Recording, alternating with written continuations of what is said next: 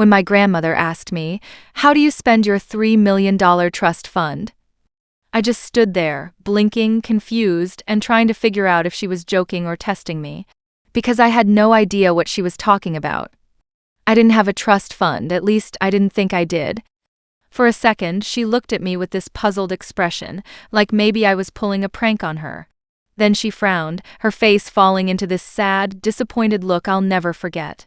That moment, that one question, ended up tearing my entire family apart, exposing lies that had been buried for over a decade. Tell me, would you forgive someone if you found out they'd stolen millions from you since you were a child? Or would you make them pay, no matter the cost?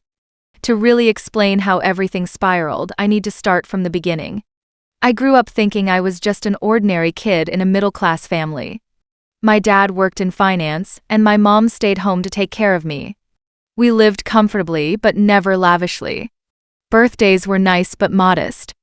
Vacations meant a weekend at a nearby lake, not private jets or resorts. My grandmother, on the other hand, my dad's mom, was loaded. She had this massive Victorian house on the hill, one of those places that looked like it had a ghost or two, surrounded by rose gardens and marble fountains. She was elegant, old-fashioned, and sharper than anyone I knew.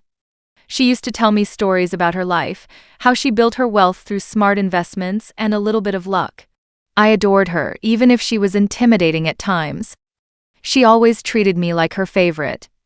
When I turned 8, she gave me a small gold coin and said, "This is a start, darling. Someday you'll understand." I didn't know what she meant back then, but she always had that mysterious air around her. As I grew up, I noticed tension between my parents and her. My mom would roll her eyes whenever Grandma called, and my dad always seemed nervous around her. I didn't understand why, but I figured it was just normal family stuff, old wounds, maybe some control issues. But when I turned 21, everything changed. It was a summer afternoon, hot and dry, when I decided to visit my grandma unannounced. I hadn't seen her in months. College had kept me busy. She was sitting on her porch, sipping tea like she always did, wearing that wide-brimmed hat and her pearls. When she saw me, her eyes lit up. We talked for hours about everything: college, life, relationships. Then, out of nowhere, she asked, "So, how's the trust fund treating you, dear?" I remember laughing awkwardly.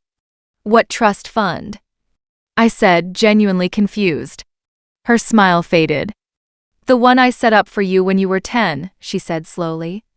"Your father told me it was helping you with your education. You've been receiving annual disbursements since you turned 18. I just stared at her, my stomach dropping. I told her I never received anything, that I was drowning in student loans and working 2 part-time jobs just to stay afloat. The look on her face turned from confusion to shock, then anger. A quiet, icy kind of anger that made my chest tighten. She stood up, went into the house, and came back with a thick folder. "I keep copies of all my trust documents," she said. "Your name. Your father as trustee. $3 million. My hands were shaking as I flipped through the papers. Everything was there: signatures, account numbers, bank letters. My father had been listed as the trustee, the person responsible for managing the fund until I turned 25. But I had never heard a single word about it. My grandma picked up her phone and called her lawyer right in front of me. Within minutes, she had confirmation that the account had been drained, slowly, over the years, all under my father's authorization. I couldn't breathe. I felt dizzy, like the ground had disappeared beneath me. My father had stolen my entire inheritance. I drove home in silence that day, gripping the steering wheel so tightly my knuckles turned white. When I walked into the house, my parents were in the kitchen. My mom was cooking, humming like nothing was wrong. My dad was reading the paper. I dropped the folder on the table. "What is this?" I asked. At first, my dad tried to act confused. "Where did you get that?" he asked. I told him Grandma gave it to me. His face went pale. My mom froze, her hand trembling as she set down the spoon. "So it's true," I said quietly. "You stole my trust fund." He started stammering excuses, that he needed the money to invest, that it was for the family, that he planned to pay it back. My mom jumped in, saying things like, We gave you a good life, didn't we? And you don't understand the sacrifices we made. But all I could think about was how I'd been working minimum wage jobs while they were secretly living off my inheritance. I yelled. I said things I probably shouldn't have. My father slammed his fist on the table and shouted, "Everything I did was for you." I left the house that night and didn't look back. The next few days were chaos. Grandma's lawyer filed a legal inquiry, and I found out my dad had transferred almost all the money into shell accounts tied to his business. But the kicker? The business had failed 2 years earlier. The money was gone. Or so I thought. A week later, Grandma invited me back to her house. When I arrived, there were 2 men sitting in her living room, her lawyer and a private investigator. She looked exhausted but determined. "We're going to get your money back," she said. The investigator showed me records of my dad's accounts, offshore transfers, property purchases under my mom's name. They'd been living double lives, pretending to struggle while secretly hoarding luxury items, cars, even a vacation cabin. My stomach turned. That night, I got a text from my dad. It said, "You've embarrassed us. Don't come home." I didn't reply. The investigation went public after a few weeks. Grandma was furious. She cut my dad out of her will entirely. Local papers picked up the story. Local financial advisor accused of misusing family trust. He lost his license, his job, his reputation. My mom left him, but not before draining their joint account and disappearing with what was left. It was ugly, and yet I couldn't help but feel a grim satisfaction.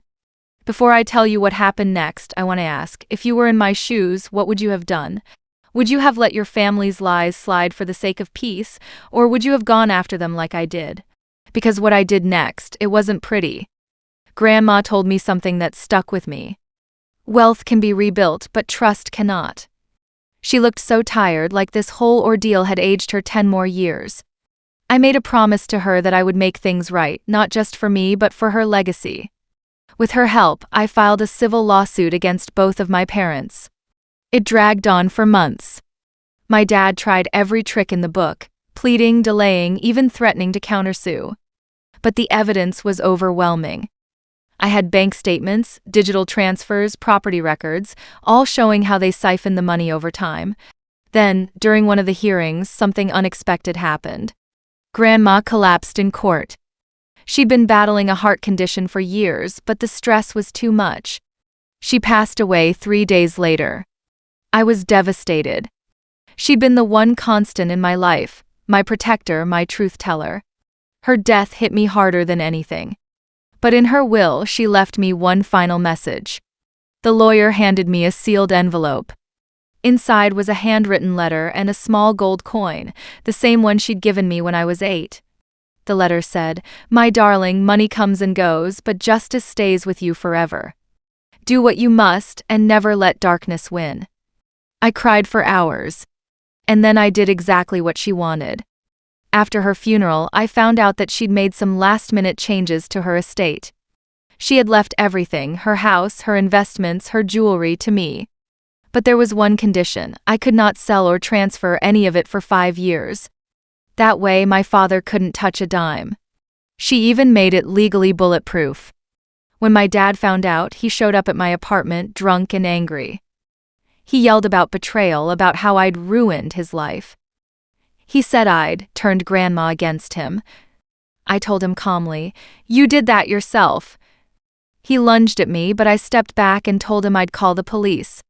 That was the last time I saw him. Over the next year, karma did the rest. His business partners abandoned him, creditors came after him, and he ended up declaring bankruptcy. My mom, who thought she could outsmart everyone, got caught in a fraud investigation related to the money transfers. They both lost everything: their house, their friends, their reputation. Meanwhile, I rebuilt my life. I finished school, got a decent job, and began managing Grandma's estate responsibly. Every time I walked through her house, I felt her presence, proud, peaceful. One day, I found a small box hidden in her study. Inside was an old photograph of the two of us, me sitting on her lap as a kid, holding that same gold coin. On the back, she'd written, "For my heir, may you always know your worth." That's when it hit me. She hadn't just been talking about money. She meant self-worth, the courage to stand up for what's right, even when it means standing alone. It's been 3 years since then. My parents never apologized, and honestly, I don't expect them to. Some wounds never close, but I've made peace with that. Justice was served, not in the way I expected, but in a way that felt right. Sometimes, I still wonder what would have happened if Grandma hadn't asked that one question. How do you spend your $3 million trust fund? Maybe I would have lived my whole life believing everything was fine, never knowing the truth. But fate has a strange way of revealing itself, doesn't it? So, what do you think? Was I wrong for taking my parents down, or did they deserve everything that happened to them? Like this video if you were on my side, and tell me in the comments how you think you'd handle a betrayal like that. Don't forget to subscribe for more real-life stories where karma hits harder than anyone expects. I'll see you all in the next story.